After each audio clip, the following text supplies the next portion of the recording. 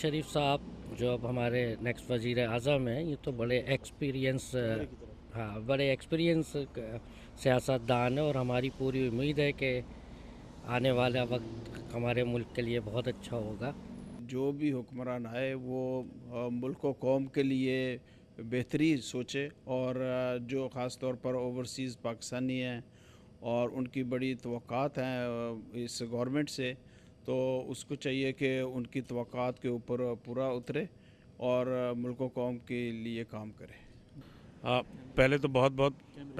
بہت مبارک ہو 14ویں اسمبلی میں جو وزیر اعظم صاحب ہیں، جو تیسری دفعہ وزیر اعظم نامینیٹ ہوئے ہیں۔ اور میں یہ سمجھتا ہوں کہ ماضی کی جتنی بھی کوتاہیاں ہیں یا ماضی کے جتنے بھی تجربات ہیں، ان سے فائدہ اٹھاتے ہوئے اگر تیسری دفعہ وزیر اعظم نواز شریف صاحب اچھے کام کریں تو میں سمجھتا ہوں کہ بہت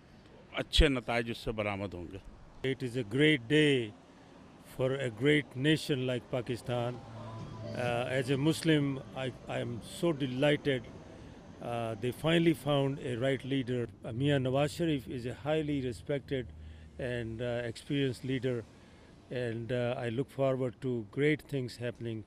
in the nation of Pakistan, and congratulations from my side.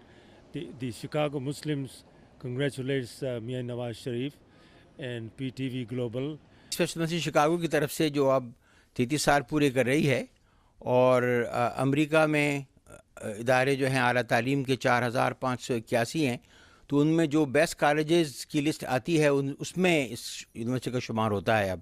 U S news world report کے اس میں 1600 جو بیسٹ کالجز ہیں، اور اب تو جو ٹاپ کی 10 کالجز میں ہمارا نام آیا ہے، چونکہ ہم سب سے زیادہ افورڈیبل ہیں۔ تو پوری یونیورسٹی کی طرف سے